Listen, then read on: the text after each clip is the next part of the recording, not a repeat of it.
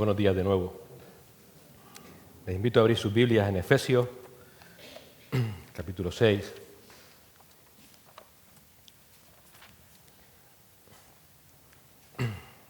Damos las gracias al Señor por todo el tiempo que nos ha permitido disfrutar de la alabanza. Gracias a los hermanos por el esfuerzo. Gracias también por el tiempo de comunión y que hemos tenido arriba. También gracias por los hermanos, las hermanas que se esfuerzan para que podamos también disfrutar de ese tiempo. Vamos a orar al Señor.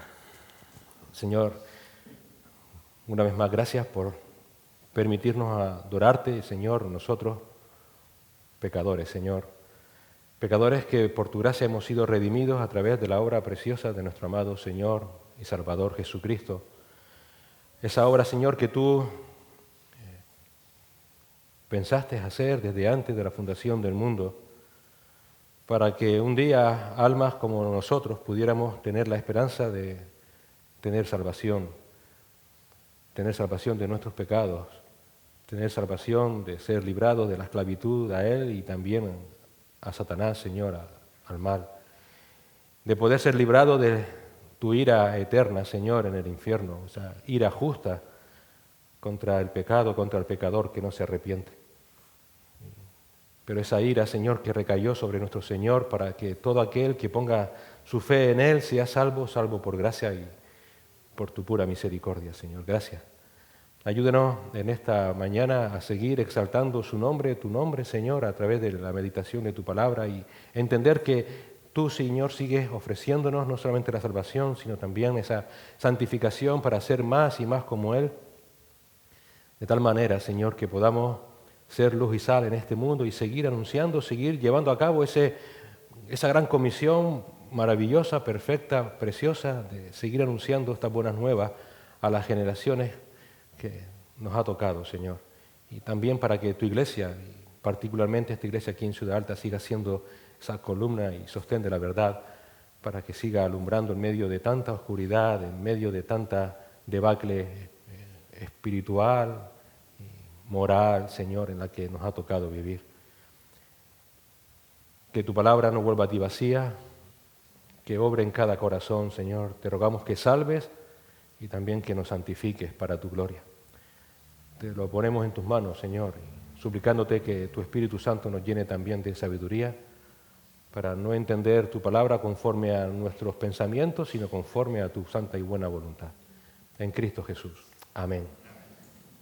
Continuamos estudiando esta parte última de Efesios en el capítulo 6, desde el versículo 10 al versículo 17, y que casi todas las versiones, y que también nosotros conocemos como la armadura de Dios. Y hoy, con la ayuda del Señor, vamos a ver la coraza de justicia, que es la segunda parte del versículo 14. Ya la semana pasada vimos la primera parte.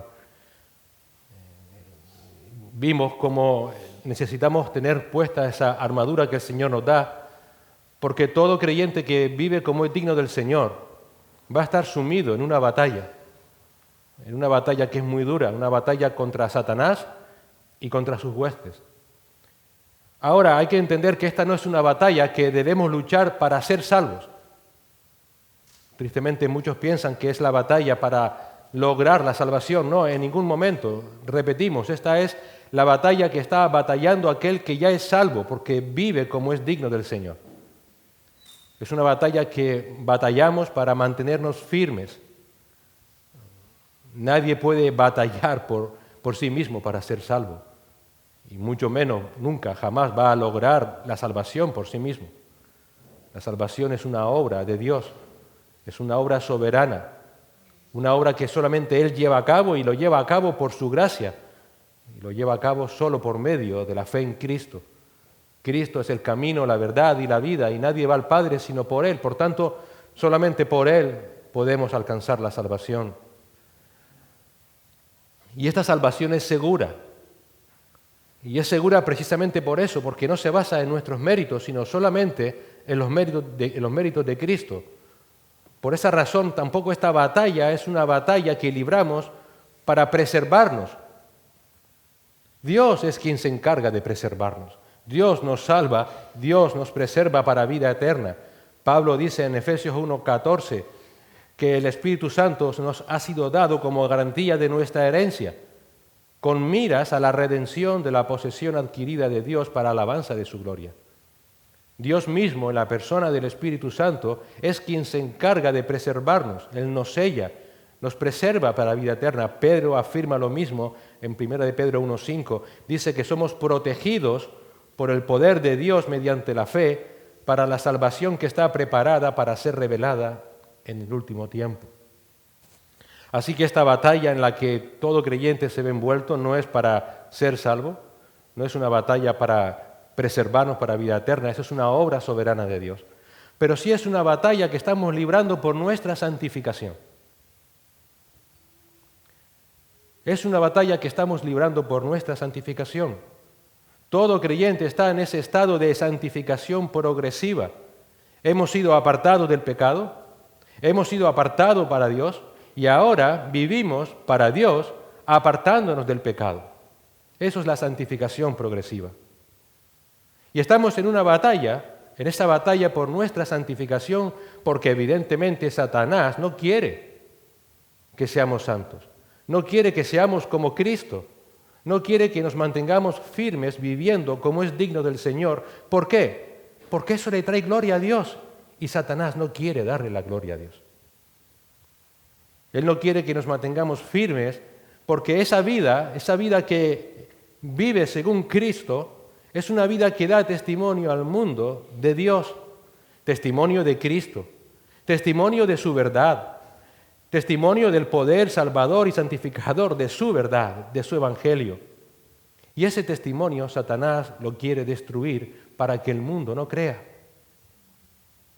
Por eso es una batalla espiritual que debemos batallar para que en nuestras vidas y en palabras de Pedro, de nuevo en 1 de Pedro 2:12, mantengamos entre los gentiles una conducta irreprochable, a fin de que en aquello que os calumnian como malhechores, ellos, por razón de vuestras buenas obras, al considerarlas, glorifiquen a Dios en el día de la visitación. Por eso es una batalla espiritual que debemos librar cada día para poder mantenernos firmes, apartados del pecado.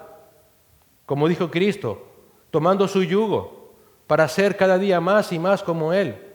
Es una batalla para mantenernos firmes siendo luz y sal en el mundo, Mateo 5. Es una batalla para mantenernos firmes contendiendo ardientemente por la fe dada una vez y para siempre a los santos, Judas 3. Es una batalla para que la Iglesia siga siendo columna y sostén de la verdad en las generaciones futuras, 1 de Timoteo 3:15. Es una batalla para continuar firmes con esa gran comisión que Cristo nos ha encomendado, Mateo 28. Es una batalla, en definitiva, como hemos dicho, para dar la gloria a Dios, porque Dios es un Dios salvador. Dios es un Dios misericordioso, compasivo, amoroso, que no quiere la muerte del impío, sino que todos lleguen al conocimiento de la verdad y sean salvos, y Satanás quiere ocultar esa verdad. Y nosotros debemos anunciarla. Y para llevar a cabo todo esto, Pablo nos ha dicho en esta carta de Efesios que Dios nos ha dado toda bendición en Cristo en los lugares celestiales, que podemos hacer mucho más abundantemente de lo que podemos pedir o entender. ¿Por qué? Porque ahora estamos llenos del Espíritu de Dios. Ahora tenemos la verdad misma de Dios en nuestras manos y debido a ese diseño soberano de Dios, Él, mediante las buenas obras que Él ha preparado de antemano, anunciamos a Cristo. Dios no nos necesita para nada, pero Él ha querido hacerlo así. Ese es su diseño soberano. Esa es nuestra responsabilidad como iglesia, como creyentes, mientras estemos en esta vida. Anunciar las buenas nuevas de salvación de nuestro amado Señor. Pero Pablo también nos dice todo esto, no solamente para alentarnos, para saber cuál es nuestro ministerio como iglesia, como creyentes en esta vida, sino que también nos dice todo esto para que no confiemos mucho en nosotros mismos. Pablo habla de la armadura de Dios, habla del poder de Cristo, porque él tiene en mente lo mismo que él vivió y lo mismo que Cristo dijo, de que sin Cristo no podemos hacerlo, sin Cristo no podemos vivir. Sin mí, dijo el Señor, nada podéis hacer. Por naturaleza tendemos a creer que en nosotros, por nosotros mismos y sin Cristo podemos llevar a cabo cualquier cosa. No. Y mucho menos esta obra espiritual contra huestes demoníacas. Mucho menos para poder llevar el Evangelio. Pablo dijo, para esto nadie es suficiente. Sin los recursos que Él nos da, es imposible que nosotros, nuestras vidas, nos mantengamos firmes. Pablo no quiere que nos hagamos la ilusión de que ahora, contando con estos recursos, mi vida como creyente va a ser más fácil. No. Va a ser más difícil, más dura, y por esa razón necesitas estar más apegado a Cristo que nunca. Más confiado en Cristo y en su palabra que nunca. Como dice un hermano, este pasaje es de naturaleza crítica en la vida de un cristiano. Y no estamos hablando, repetimos, para ser salvos, porque la salvación no es por obra, sino por gracia. No es un pasaje crítico para poder llegar hasta la eternidad, eso se encarga Dios, sino para ser realmente como Dios quiere que seamos en esta vida, santos como Él es santo. No importa cómo de buena sea tu teología, no importa cuán sólida pueda ser tu entendimiento de las Escrituras, ni siquiera cuánto conozcas de ellas, cuánta información puedas tener con respecto de la verdad de Dios. Nunca te olvides que todavía sigues siendo una persona pecadora. Y Satanás lo sabe. Y mientras sigas en esta vida, sigues en esa guerra espiritual, una guerra espiritual que debe ser peleada y ganada diariamente. Y Satanás lo sabe. Entonces Pablo nos recuerda que debemos estar muy conscientes de que la vida cristiana, por nuestra santificación, por nuestro testimonio al mundo para la gloria de Dios, es una guerra. Y mientras antes seamos conscientes, antes iremos al trono de la gracia para recibir el oportuno socorro en medio de nuestras tribulaciones, y antes estaremos preparados contra los ataques de Satanás. Vamos a leer el pasaje. El pasaje se encuentra, como hemos dicho, en Efesios 6, y vamos a leerlo todo, desde el 10 al 17. Y dice así la palabra del Señor. Por lo demás, hermanos míos, fortaleceos en el Señor y en el poder de su fuerza. Vestíos de toda la armadura de Dios para que podáis estar firmes contra las acechanzas del diablo. Porque no tenemos lucha contra sangre y carne, sino contra principados, contra potestades, contra los gobernadores de las tinieblas de este siglo, contra huestes espirituales de maldad en las regiones celestes. Por tanto, tomad toda la armadura de Dios, para que podáis resistir en el día malo y, habiendo acabado todo, estar firmes. Estad pues firmes, ceñidos vuestros lomos con la verdad y vestidos con la coraza de justicia, y calzados los pies con el apresto del Evangelio de la paz. Sobre todo, tomad el escudo de la fe, con que podáis apagar todos los dardos de fuego y del maligno. Y tomad el yelmo de la salvación y la espada del Espíritu, que es la palabra de Dios, orando en todo tiempo con toda oración y súplica en el Espíritu, y velando en ello con toda perseverancia y súplica por todos los santos. Y por mí, a fin de que al abrir mi boca me sea dada palabra para dar a conocer con denuedo el misterio del Evangelio, por el cual soy embajador en cadenas, que con denuedo hable de él como debo hablar. Si recuerdas, ya la semana pasada vimos que lo primero que debemos tener para mantenernos firmes en esta batalla es un compromiso claro y preciso con Cristo, su verdad, su iglesia, ese cinturón de la verdad. Sin ese compromiso vamos a estar incapacitados para cuando comience la lucha. Vamos a estar en peligro, siendo zarandeados por cualquier prueba, por cualquier viento de doctrina. Sin ese compromiso, el mundo nos puede engañar, por ejemplo, con una vida de comodidad o destruyendo la verdad del Evangelio. Por esa razón solamente vamos a mantenernos firmes, primeramente, si tomamos en serio la batalla y por tanto estamos comprometidos con Cristo y su verdad. Sin ese compromiso no hay nada que hacer. Y lo segundo que queremos ver en esta mañana es que sobre esa vida de compromiso ahora debes ponerte la coraza de justicia. Esa coraza de justicia que te va a ayudar también a mantenerte firme contra las acechanzas del maligno. Y esa coraza de justicia no es otra cosa que una vida recta y justa. Una vida recta y justa. Fíjate lo que dice Pablo.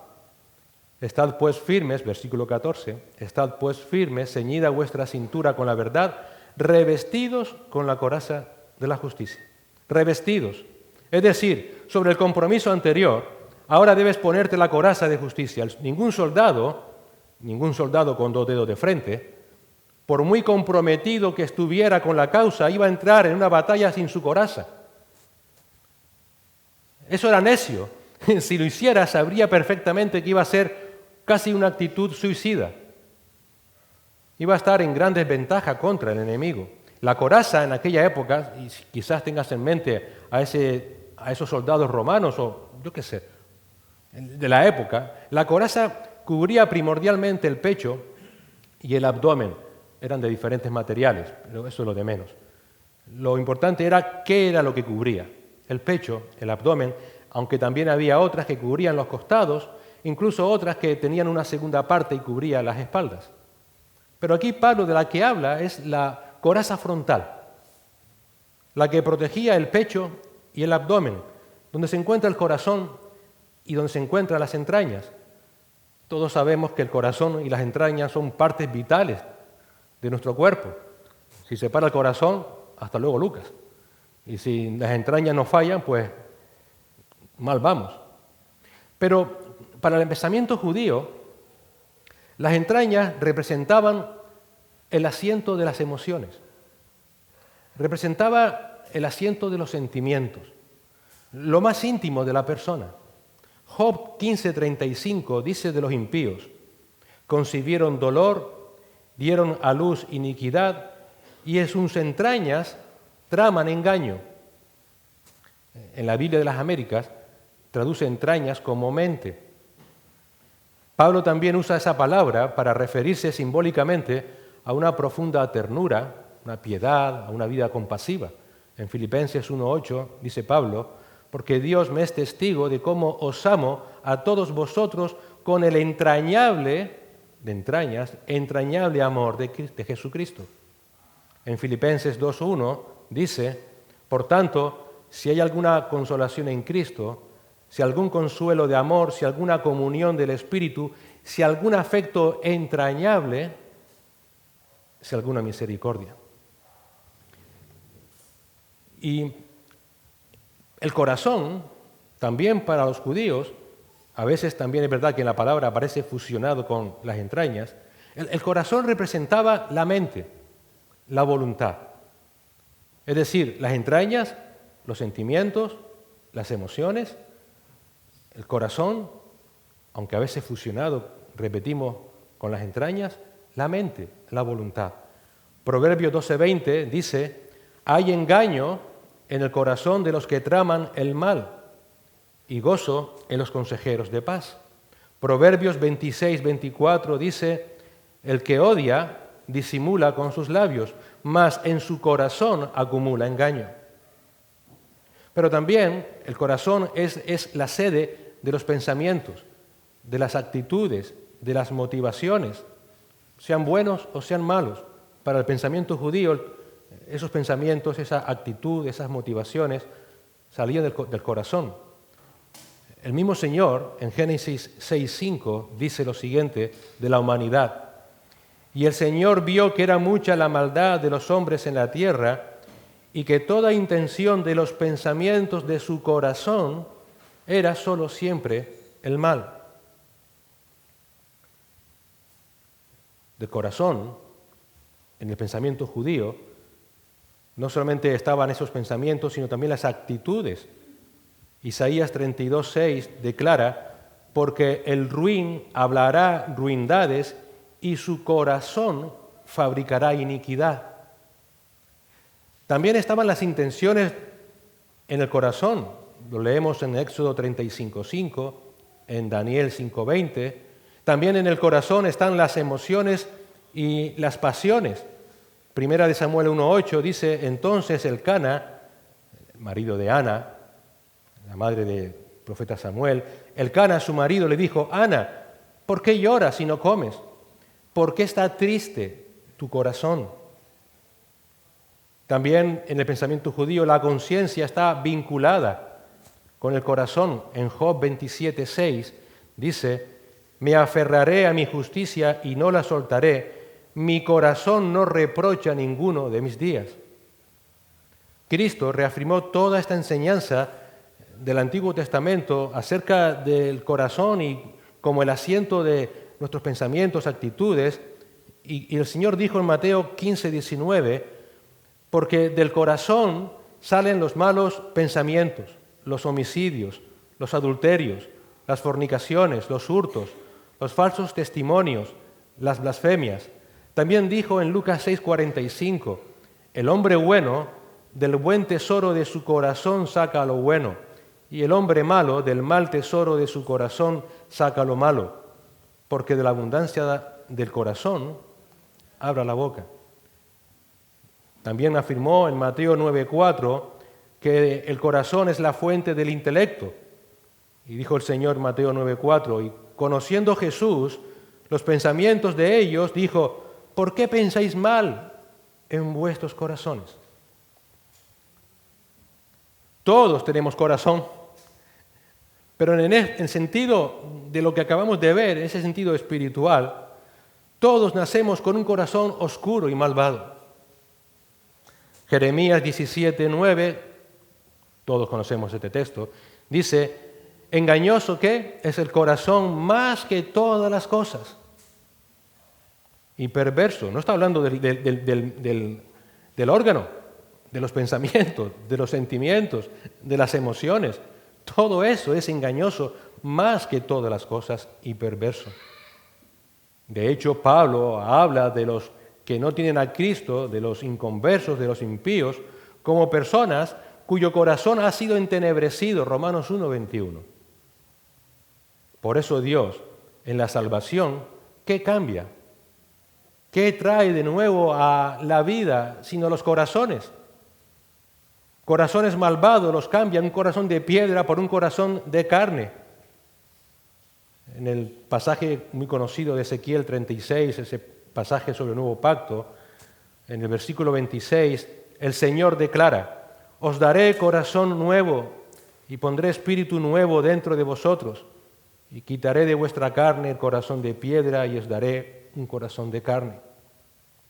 Igualmente, en un pasaje paralelo en Jeremías 31:33, Dios prometió escribir su ley en nuestros corazones. Cristo declaró, bienaventurados los limpios de corazón. Mateo 5:8. También dijo, mas la que cayó en buena tierra, hablando de la semilla de la palabra, la que cayó en buena tierra, estos son los que con corazón bueno y recto retienen la palabra oída y dan fruto con perseverancia. Pablo, en 2 de Timoteo 2:22, hace referencia a los que de corazón limpio invocan al Señor. Y el autor de Hebreos, en el capítulo 10, versículo 22, proclamó, acerquémonos con corazón sincero, en plena certidumbre de fe, purificados los corazones de mala conciencia. Por esa razón, un cristiano es aquella persona que Cristo, en su gracia, en su misericordia, ha traído a la vida, ha nacido de nuevo y que ahora experimenta un corazón nuevo. Sus emociones son nuevas, sus sentimientos son nuevos, sus pensamientos son nuevos, sus actitudes son nuevas. Ahora quiere lo que antes aborrecía, ahora quiere amar a Dios, quiere obedecer a Dios, quiere honrar a Dios, quiere exaltar a Dios, quiere glorificar a Dios, quiere que sus sentimientos, pensamientos, todas sus acciones vayan hacia Dios y exalten a Cristo. No lo hacemos perfectamente, pero el deseo está ahí. Ese deseo no existe en las personas sin Cristo. Eso es ahora lo que es un creyente. Todo creyente debe saber eso. Tienes un corazón nuevo, nuevas emociones, sentimientos, actitudes, pensamientos. ¿Lo sabes? Debieras saberlo, porque Satanás también lo sabe. Satanás sabe que ahora tienes un nuevo corazón, que ahora tienes un corazón conforme al de Cristo. Sabe que somos seres sintientes. Sabe que no podemos existir sin sentimientos, sin voluntad, sin pensamientos. Sabe que no podemos vivir sin motivaciones, sin emociones. De hecho, una persona así es un ser anómalo. Todos fuimos creados por Dios para sentir y para sentir de inmediato y hacerlo con frecuencia. Los sentimientos en sí mismos no son algo pecaminoso, es algo creado por Dios. Y Satanás lo sabe. Y como lo sabe, él crea un sistema mundano, pecaminoso, para tentarnos, para tentar a todas estas emociones, sentimientos. Él nos seduce para que concibamos malos pensamientos, para que sintamos emociones cerradas. Usa para ello nuestra propia carne. Recuerda Santiago, tenemos la concupiscencia de la carne aún en nosotros, una carne que sigue caída en pecado.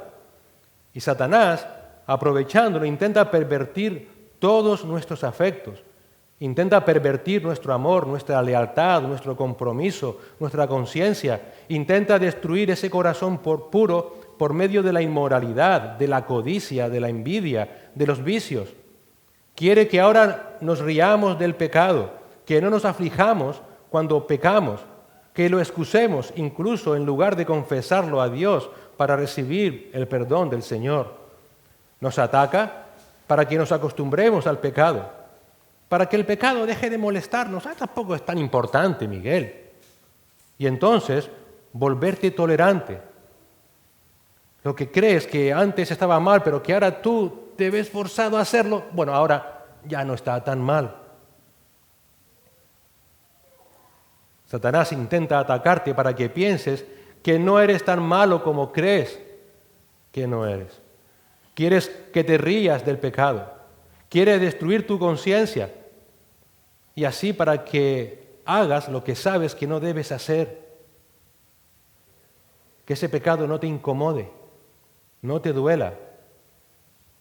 En otras palabras, intenta cauterizar tu conciencia. Una conciencia que en el pasado te llegó a advertir, pero que cuando estás bajo el ataque de Satanás ya no te hace sentir culpable. También va a intentar atacarte por medio del dolor, de ese dolor espiritual, de la frustración, de la ira, del enojo, de la indignación. Intentará atacarte sembrando tu camino de dudas, de miedos, de temores infundados acerca de la seguridad de tu salvación. Te hará creer que la salvación depende de ti y de tus obras y no de Cristo.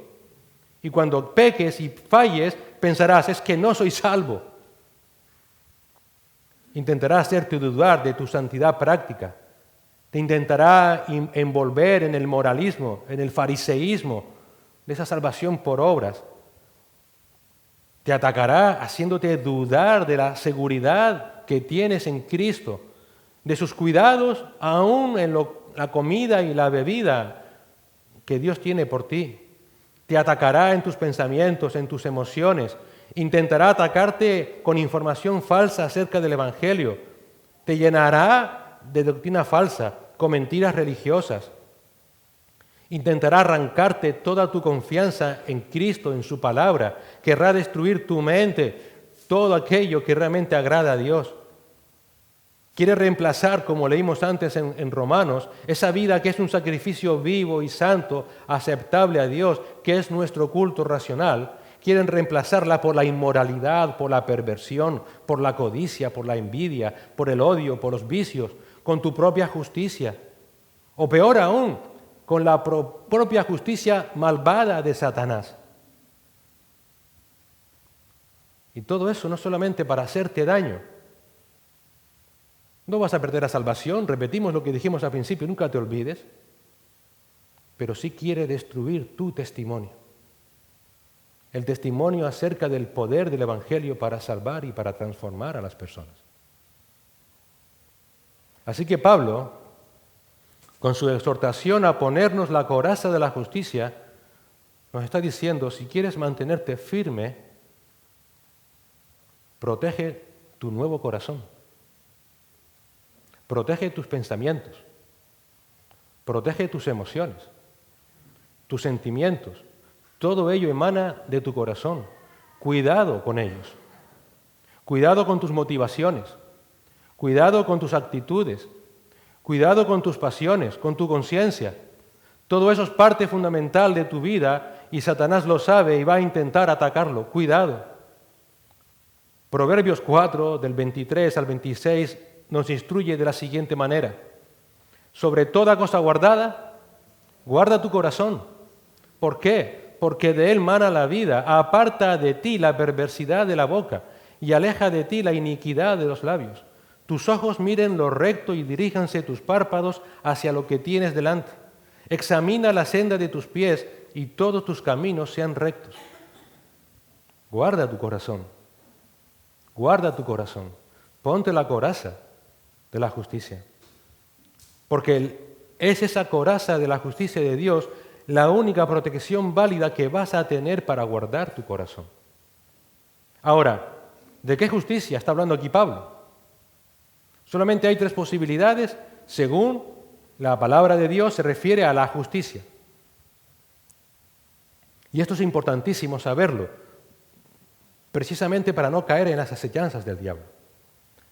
La palabra de Dios habla de 3 justicias. Una de esas justicias es la justicia personal. En otras palabras, nuestra propia justicia. Evidentemente, esta no puede ser, porque la palabra de Dios nos dice en Romanos 3:10 que no hay justo ni aun uno. Es decir, no hay nadie que por sí mismo sea justo. De hecho, si alguna vez te has considerado justo en ti mismo, has caído en el peor pecado que puedas tener. No hay nada peor ni más abominable en una persona que creerse buena persona. Esa persona se ha vuelto ciega a su propio pecado. Y para ella todo el mundo es pecador menos él. Son esa justicia propia que hace que confíe en su propia bondad, si es que cree que tiene bondad en sí mismo. Cree esas personas que pueden hacer frente a Satanás porque ellos son buenos. Y lo voy a conseguir. Cuando eso sucede, ya habrán caído precisamente en las acechanzas de Satanás. Tú eres bueno, Miguel. Lucha por ti mismo. Mira lo que la gente te hace. Mira lo que la gente habla de ti. Mira lo que la gente patatín, patatán, para arriba y para abajo. Y al final resulta que el único bueno soy yo. Que al final, Señor, gracias, como aquel fariseo, porque no me has hecho como el resto de las personas. Pero Cristo dijo en Mateo 5:20, a menos que tu justicia exceda a la de los escribas y fariseos, nunca entrarás en el reino de Dios. Cualquier buena justicia humana no salva, condena. Condena. Aquel fariseo que subía, que alababa a Dios, que oraba a Dios, en otras palabras decía, Señor, gracias porque soy bueno. Gracias porque no soy como un pecador que pasa por aquí delante mía.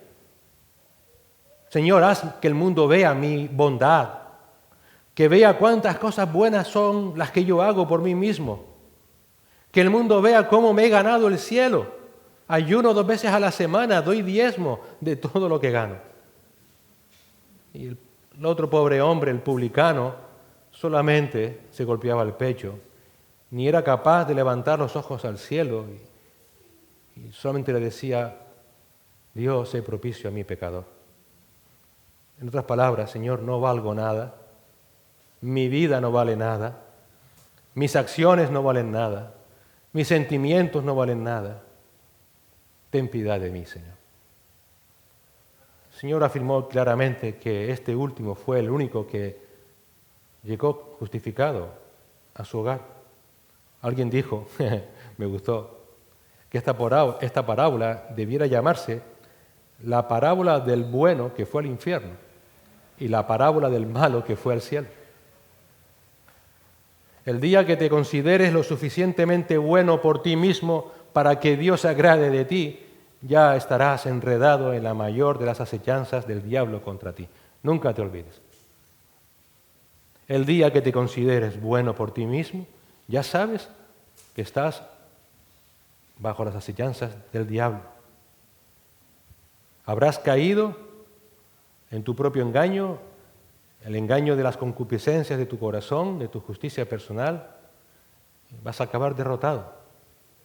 Por esa razón, para mantenerte firme en la batalla contra Satanás, además de estar comprometido con la verdad y vivir en esa verdad, ten cordura de ti mismo, hermano. Ten cordura acerca de ti mismo. No puedes salir a la batalla con los trapos de inmundicia de tu justicia. Isaías 34:6. Nunca te van a proteger. Más bien te van a matar. Estás vendido. Ese es el primer tipo de justicia de la que habla la palabra. Por tanto, esa no puede ser la justicia de la coraza. El segundo tipo de justicia de la que hablan las Escrituras es la justicia imputada. Es decir, la justicia de Cristo que se nos ha sido dada, puesta a nuestra cuenta. Cristo fue hecho pecado por nuestro pecado y nosotros justos por su justicia. Ahora somos declarados justos ante Dios. Dios ha puesto en nuestra cuenta, en el momento en que pusimos nuestra fe en el Señor, su justicia. Pablo dice en Romanos 3, del 21 al 28, pero ahora, aparte de la ley, la justicia de Dios ha sido manifestada, atestiguada por la ley y los profetas. Es decir, la justicia de Dios por medio de la fe en Jesucristo, para todos los que creen, porque no hay distinción, por cuanto todos pecaron y no alcanzan la gloria de Dios, siendo justificados gratuitamente por su gracia, por medio de la redención que es en Cristo Jesús, a quien Dios exhibió públicamente como propiciación por su sangre a través de la fe, como demostración de su justicia, porque en su tolerancia Dios pasó por alto los pecados cometidos anteriormente, para demostrar en este tiempo su justicia, a fin de que Él sea justo y sea el que justifica al que tiene fe en Jesús. ¿Dónde está pues la jactancia? Queda excluida. ¿Por cuál ley? ¿La de las obras? No, por la ley de la fe. Porque concluimos que el hombre es justificado por la fe aparte de las obras de la ley. Este es el segundo tipo de justicia que leemos. Es la justicia que todo creyente, en el momento en que pone su fe en Cristo, Dios le imputa la justicia, la vida perfecta, recta, totalmente maravillosa y santa al creyente. Ahora, esta tampoco es la coraza de justicia. ¿Por qué? Porque en la armadura de Dios tú debes ponerte la armadura. Si esta fuera la justicia, entonces tú te pondrías la justicia de Cristo y no es Dios quien te la pone por su gracia. Nunca te olvides. Esta justicia imputada es la justicia con la que Dios nos reviste en el momento en que ponemos nuestra fe en Cristo. Tú no puedes revestirte de esa justicia, es por fe, por la gracia de Dios. Isaías 61:10 dice, en gran manera me gozaré en el Señor, mi alma se regocijará en mi Dios. ¿Por qué, Isaías? Porque Él me ha vestido de ropas de salvación, me ha envuelto en manto de justicia. Así que todo creyente, desde el momento en que es salvado por el Señor a través de la fe, en ese momento es revestido y revestido perpetuamente por la justicia de Cristo. Y esto es importante tenerlo presente. Eres declarado justo no solamente para esta vida, sino para toda la eternidad. Por eso Pablo afirma en Romanos 8:1 que ya no hay condenación para los que están en Cristo Jesús. Ahora bien, aunque esta justicia imputada tampoco sea la coraza de justicia de la que está hablando Pablo, sí es la base de la justicia de la que sí está hablando. Y que es el tercer tipo y el último tipo de justicia de la que habla la palabra de Dios. ¿Y cuál es la justicia práctica? Es decir, el vivir de manera justa, recta, en consonancia con la obra de Cristo en tu vida que te ha declarado justo. Todo creyente que ha recibido esa justicia imputada necesariamente va a vivir justamente en la práctica. Romanos 6:13 dice Pablo: no presenten los miembros de vuestro cuerpo al pecado como instrumentos de iniquidad, sino presentaos vosotros mismos a Dios como vivos de entre los muertos y vuestros miembros a Dios como instrumentos de justicia. Romanos 14, 17 y 18 dice Pablo: porque el reino de Dios no es comida ni bebida, sino justicia y paz y gozo en el Espíritu Santo, porque el que de esta manera sirve es aceptable a Dios y aprobado por los hombres. Primera de Pedro 2:24, y Él mismo, Cristo, y Él mismo llevó nuestros pecados en su cuerpo sobre la cruz, a fin de que muramos al pecado y vivamos a la justicia, porque por sus heridas fuimos sanados. El apóstol Pablo muestra esa relación entre ambas formas de justicia en su propia vida, en Filipenses 3. En Filipenses 3:9, Pablo habla de cómo Dios le imputó la justicia por su gracia. Dice: y ser hallado en Él, en Cristo, no teniendo mi propia justicia derivada de la ley, sino la que es por la fe en Cristo, la justicia que procede de Dios sobre la base de la fe.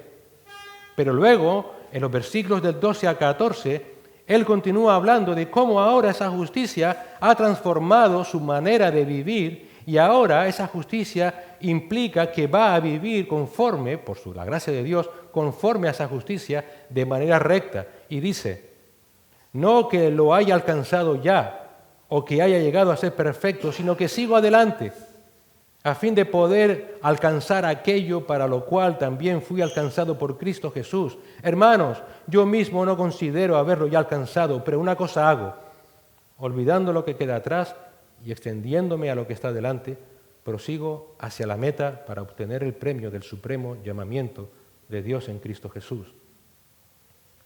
Pablo ahora vivía conforme a esa justicia que le fue imputada por la gracia de Dios. Y en Colosenses capítulo 3, Pablo identifica las características de esa vida recta, nueva, consecuencia de esa justicia imputada y que representa la coraza de nuestra vida santa y recta. Dice en Colosenses 3, del 5 al 17, por tanto, considerad los miembros de vuestro cuerpo terrenal como muertos a la fornicación, la impureza, las pasiones, los malos deseos y la avaricia, que es idolatría, pues la ira de Dios vendrá sobre los hijos de desobediencia por causa de estas cosas, en las cuales vosotros también anduvisteis en otro tiempo cuando vivíais en ellas. Pero ahora desechad, está en presente continuo, continuamente, también vosotros todas estas cosas: ira, enojo, malicia, maledicencia, lenguaje soez de vuestra boca. No mintáis los unos a los otros, puesto que habéis desechado al viejo hombre con sus malos hábitos, y os habéis vestido del nuevo hombre, el cual se va renovando hacia un verdadero conocimiento conforme a la imagen de aquel que lo creó. Una renovación en la cual no hay distinción entre griego y judío, circunciso e incircunciso, bárbaro, escita, esclavo o libre, sino que Cristo es todo y en todos.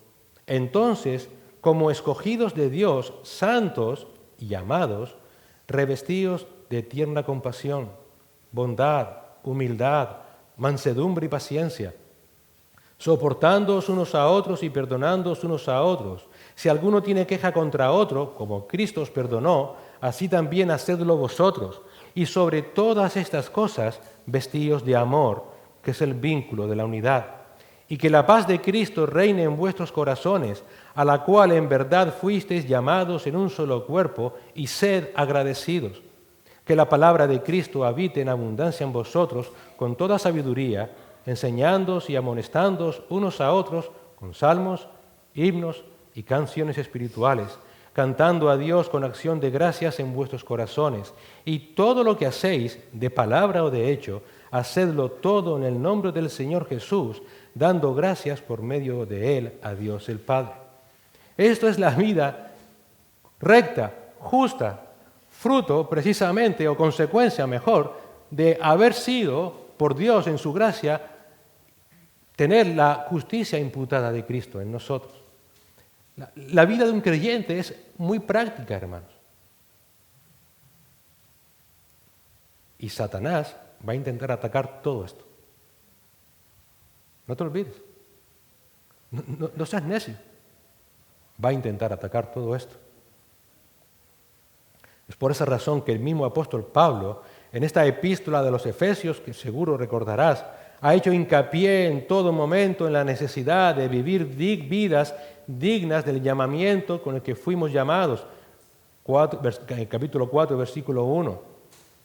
Fuera de esta vida, no te olvides, no tienes ninguna defensa contra las acusaciones de Satanás.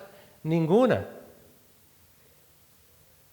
Por eso alienta en el capítulo 4 de Efesios, versículo 24, a que nos despojemos de ese viejo hombre, a que nos vistamos de nuevo, el cual ha sido creado a la semejanza de Dios en la justicia y santidad. En el capítulo 5, versículo 9, seguro que recordarás cómo Pablo nos anima a mostrar el fruto de la luz, y ese fruto de la luz consiste en la justicia. Un comentarista afirma: el perdón completo por la ofensa pasada y la integridad de carácter, la vida recta que corresponde a la vida justificada, es la malla impenetrable que Dios quiere que nos pongamos contra las acechanzas del diablo. Por tanto, para hacer frente a los ataques de Satanás contra tu corazón, contra tus sentimientos encontrados, contra tus pensamientos, contra tus emociones, contra tus motivaciones, contra tus actitudes, contra tus pasiones, contra tu conciencia, vive una vida en santidad. Vive una vida en santidad. Vive como Cristo vivió. Cíñete a su palabra. Que ella sea la guía de tu vida. Es que no hay más. No hay ningún secreto. El principio que está aquí Pablo estableciendo es que la práctica del pecado o dejarnos caer por nuestro orgullo en ese pecado nos hace vulnerables frente a los ataques del diablo y sus huestes.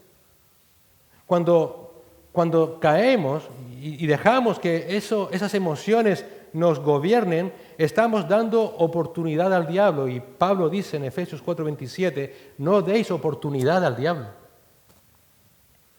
Santiago reafirma esa vida de obediencia a Dios como la única eficaz para resistir al diablo.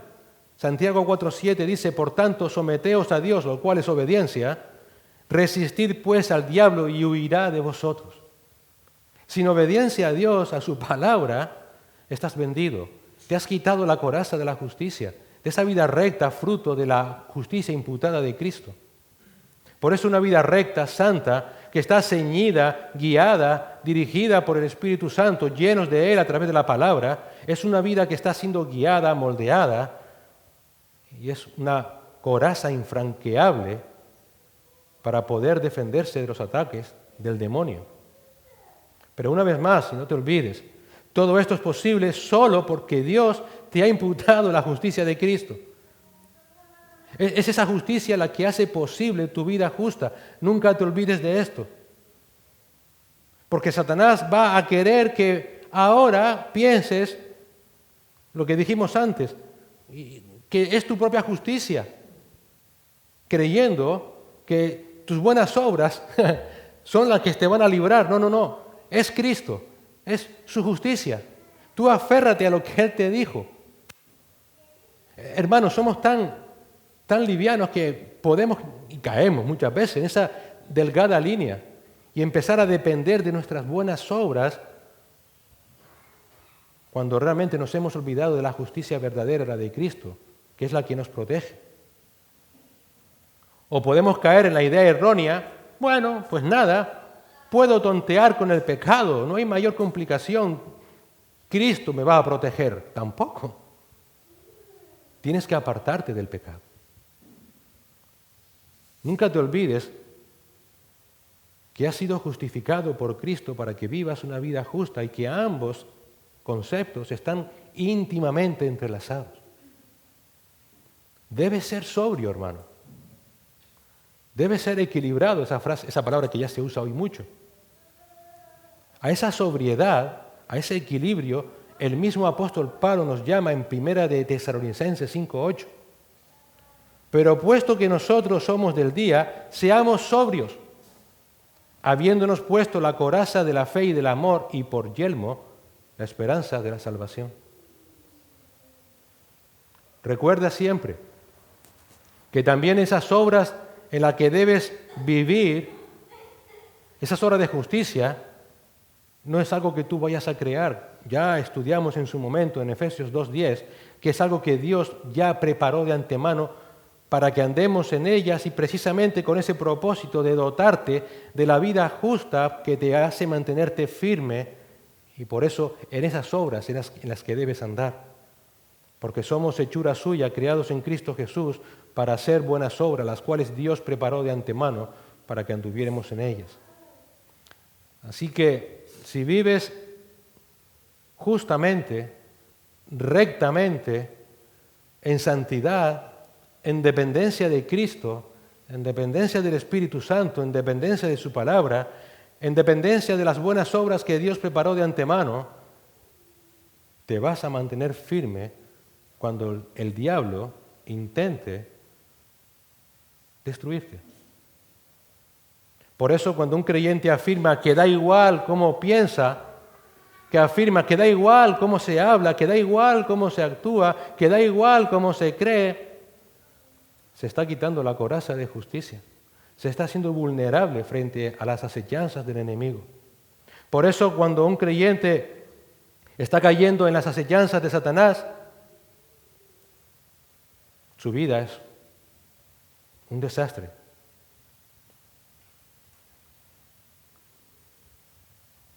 Desencantos, luchas emocionales, tristezas, dolor, frustración, dudas, iras, enojos, indignaciones. Y es impactante cómo incluso en las iglesias pensamos, bueno, cuando un hermano pasa por eso, que haga cosas. Leía cómo ahora se ha puesto mucho de moda en las iglesias suministrar programas, actividades técnicas para que los hermanos intenten sobrellevar esos dolores, esas tristezas, esas frustraciones. Tienen charlas motivacionales, charlas para que dejen la ira, el enojo. Y la palabra nos dice, no, exhórtale a ser santo. Exhórtale a ser santo como Dios es santo. Eso es lo que se debe hacer siempre. Cuando veas a un hermano que está cayendo en esa situación, porque repetimos, vamos a caer, somos seres sintientes y Satanás nos va a atacar. Ora con ese hermano y ora al Señor para que santifique su vida, para que ese hermano simplemente confíe en Cristo y en su obra perfecta. Por eso cuando un creyente tiene problemas en su vida, tiene problemas, viendo el contexto inmediato anterior, tiene problemas en su matrimonio, cuando un creyente tiene problemas en su familia, en el trabajo, en la iglesia, no culpes a otros. Si esa es tu situación, examínate, como decía el Salmo 139, y que luego al final leeremos, y pregúntate cómo está tu santidad delante de Dios. ¿Tienes problemas en tu familia? Revisa tu santidad. ¿Eres fiel en leer la palabra de Dios? ¿Eres fiel en tu vida de oración? No, revisa tu santidad. ¿Estás amando a tu familia del modo que debes? Según Dios nos indicó anteriormente en la carta de los Efesios. No, revisa tu santidad. ¿Estás hablando de Cristo a otras personas y haciéndolo de manera valiente, estés donde estés? No, revisa tu santidad. ¿Estás administrando todo lo que Dios te da según su palabra? No, revisa tu santidad. ¿Estás viviendo poniendo todo tu pensamiento en cautivo a la obediencia a Cristo? No, revisa tu santidad. Eso es lo que debes hacer. Cuando la palabra nos dice que examinemos nuestro corazón, examina tus sentimientos, tus pensamientos, tus actitudes, tus emociones. ¿Son santas? Eso es lo que nos está diciendo. El gran problema hoy día en muchas iglesias es precisamente esa falta de llamar, de exhortar a vivir vidas apartadas del pecado. Hoy es que eres tan radical, es que tú no sabes lo que está. Todos somos conscientes de nuestros sufrimientos, de nuestras emociones, todos. Pero pregúntate, ¿estás siendo atacado por algún pecado que hay en mi vida? Muchas veces el problema surge precisamente porque estamos viviendo en pecado.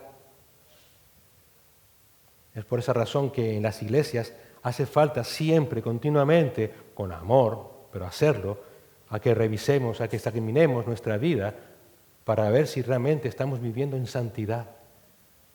Eso es lo que significa examinar nuestro corazón. No está diciendo a ver si tengo colesterol del bueno o del malo, a ver si tengo triglicéridos o no. No, ¿cómo es mi vida de santidad? ¿Estoy protegiendo mi corazón con la coraza de la justicia? Por eso, si hay desobediencia en tu vida, si hay pecado en tu vida, si hay perversión, codicia, vicios, si no estás confesando ese pecado, si no te has arrepentido de él, si continúas haciéndolo continuamente, estás viviendo de manera vulnerable, eres un soldado necio. Si tienes sentimientos equivocados, si albergas resentimientos, enojos, ira, odio, eres un soldado necio. Te estás dejando atacar. Si tienes pensamientos equivocados, como tu propia justicia, o pensamientos sobre incluso un pecado tan grande que cometí que es imperdonable, entonces ¿en quién estás confiando? Estás siendo vulnerable.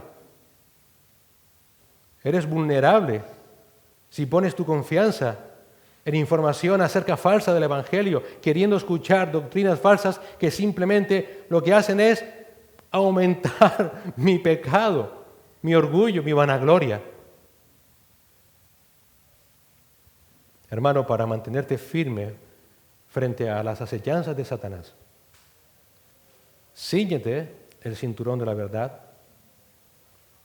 Estate comprometido con Cristo, con su verdad, con la iglesia. Ponte la coraza de justicia. Vive rectamente, justamente, santamente. Vive como es digno del Señor para la gloria de Dios. Mantente firme sabiendo que Cristo murió por ti y te salvó y te está santificando. Él te justificó y has sido declarado justo delante del Padre. Vive consecuentemente. Vive en la verdad del Señor. Vive en su evangelio. Vive en su poder salvador. Vive en su poder santificador. Sé luz y sal en este mundo. Contiende ardientemente por esa fe. Lleva a cabo la gran comisión que el Señor te ha encomendado. Pon tu vista en las cosas de arriba y no en las de la tierra. 1 Corintios 15:34, sé sobrio y deja de pecar.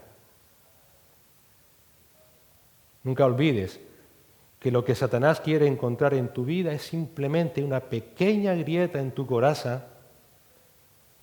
Esa pequeña grieta puede ser una voluntad débil, una razón confundida, una conciencia cargada de culpabilidad o una autojusticia. Y si encuentra esa raja, esa pequeña grieta, va a intentar atacarte. Si eso sucede, y va a suceder, entonces acuérdate de Jesucristo. Nunca te olvides. Acuérdate de Jesucristo. Aférrate a Él. Aférrate a su justicia. Aférrate a su persona. Aférrate a su obra. confías solamente en Él. Esa es la justicia práctica que el Señor quiere que te pongas para que vivas libre de las acechanzas de Satanás. Como dije antes, me gustaría acabar con el Salmo 139 que casualmente antes cantamos. Oh Jehová, tú me has examinado y conocido. Tú has conocido mi sentarme y mi levantarme. Has entendido desde lejos mis pensamientos. Has escudriñado mi andar y mi reposo. Y todos mis caminos te son conocidos. Pero aún no está la palabra en mi lengua. Y aquí, oh Jehová, tú la sabes toda. Detrás y delante me rodeaste, y sobre mí pusiste tu mano. Tal conocimiento es demasiado maravilloso para mí. Alto es, no lo puedo comprender. ¿A dónde me huiré de tu espíritu? ¿A dónde huiré de tu presencia? Si subiere hasta los cielos, allí estás tú. Y si en el Seol hiciere mi estrado, he aquí, allí tú estás. Si tomare las alas del alba y habitare en el extremo del mar, aún allí me guiará tu mano y me asirá tu diestra. Si dijere, ciertamente las tinieblas me encubrirán, aún la noche resplandecerá alrededor de mí. Aún las tinieblas no encubren de ti, y la noche resplandece como el día. Lo mismo te son las tinieblas que la luz. Porque tú formaste mis entrañas, tú me hiciste en el vientre de mi madre. Te alabaré, porque formidables, maravillosas son tus obras. Estoy maravillado y mi alma lo sabe muy bien. No fue encubierto de ti mi cuerpo, bien que en oculto fui formado y entretejido en lo más profundo de la tierra. Mi embrión vieron tus ojos, y en tu libro estaban escritas todas aquellas cosas que fueron luego formadas, sin faltar una de ellas. Cuán preciosos me son, oh Dios, tus pensamientos, cuán grande es la suma de ellos. Si los enumero, se multiplican más que la arena. Despierto y aún estoy contigo. Desierto, oh Dios, harás morir al impío. Apartaos pues de mí, hombres sanguinarios, porque blasfemias dicen ellos contra ti. Tus enemigos toman en vano tu nombre. No odio, oh Jehová, a los que te aborrecen, y me enardezco contra tus enemigos. Los aborrezco por completo, los tengo por enemigos. Examíname, oh Dios, y conoce mi corazón. Pruébame y conoce mis pensamientos. Y ve si hay en mí camino de perversidad, y guíame en el camino eterno. Señor, gracias por tu palabra. Gracias, Señor, por saber y conocer perfectamente de que tú eres nuestro Dios, eres nuestro Señor, eres nuestro Salvador, eres nuestro guardador. Señor, tú sabes todo lo que tenemos que vivir en esta vida. Sabes que somos seres, porque tú nos has creado, formados por cuerpo y por alma, por espíritu, que tenemos sentimientos, emociones, que muchas veces, Señor, aunque tengamos ya un corazón nuevo, a veces caemos en dejar que esos pensamientos, emociones, actitudes nos gobiernen, Señor, y hace, Señor, que pequemos contra ti. Y por eso examina tú nuestro corazón, Señor. Pruébanos, conoce nuestros pensamientos. Ayúdanos, Señor, cada día a entender que estamos en una batalla, que Satanás va a atacar lo más íntimo de nuestro corazón, quizás cosas que nadie conoce ni sabe, pero que Él va a usar para dañar nuestra vida, nuestro testimonio. Señor, cuántas veces caemos, cuántas veces pecamos contra ti, cuántas veces no andamos en rectitud, no andamos en tu palabra. ¿Cuántas veces, Señor, apartamos nuestra vista de Cristo y nos aferramos a nuestra propia justicia y después viene lo que viene? Vidas que son atacadas por Satanás en lo más íntimo de nuestras vidas. Señor, te necesitamos aún para lo más básico y necesario, que es guardar nuestro propio corazón. Te suplicamos que nos ayudes a vivir siempre para tu gloria, pero conscientes de que estamos en esa batalla. Gracias porque tú no dejarás a ningún soldado en el campo de batalla. Ya todos estamos contigo. Tú, Señor, nos has salvado, tú, Señor, nos has santificado, tú, Señor, nos has glorificado. Pero, Señor, tenemos que seguir batallando, porque aún hay muchas almas que tú quieres salvar. Y cómo nuestro testimonio es tan importante para confirmar que tú eres un Dios vivo y verdadero, que Cristo es un Dios vivo y verdadero, que Cristo tomó nuestro lugar en la cruz del Calvario, que Cristo murió para que todo aquel que ponga en Él su fe sea salvo, para que todo aquel que realmente ponga en Él su fe no solamente sea salvo, sino que sea santificado. Y necesitamos alumbrar con esa luz a este mundo que está sumido en tinieblas, y no podemos dejarnos atacar por Satanás para que ese testimonio se dañe, porque al final no es nuestro testimonio lo que se daña, eres tú, Señor, es tu nombre, tu santo nombre, tu santa persona, la persona de Cristo, su obra en la cruz del Calvario. Ayúdanos a ser santos como tú eres santo, Señor. Ayúdanos a vivir para tu gloria, pero para que el mundo conozca realmente de que eres un Dios vivo. Manténnos santos, rectos, viviendo en santidad, en justicia, no dependiendo de la nuestra, sino aferrándonos a la tuya, a la de Cristo, a vivir para tu gloria, Señor. A ser una iglesia realmente que sea columna y baluarte la verdad, que entendamos eso de una vez. Que seamos una iglesia santa, formada por personas santas. Ayúdenos a luchar, Señor, contra el pecado que aún mora en nosotros. Señor, gracias por librarnos de la ira venidera. Ayúdanos ahora a batallar contra el maligno, Señor. Te necesitamos. Que nuestras vidas te traigan gloria, porque eres digno, Señor. Que nuestras vidas glorifiquen a Cristo, porque Él es digno. Que nuestras vidas glorifiquen a tu Espíritu Santo, porque Él mora en nosotros. Y de manera silenciosa, sufrida, lleva a cabo esta maravillosa obra en nosotros y merece la gloria. Ayúdanos, Señor. Ponemos nuestras vidas en tus manos, la vida de esta iglesia en tus manos. Que si por algo seamos conocidos, no sea ni por los programas, ni por las actividades, sino porque seamos una iglesia que te exalta, que te glorifica, que exalta tu palabra, que la pone en alto, porque sabemos que tu palabra es tu poder para salvar y tu poder para santificar. En Cristo Jesús. Amén.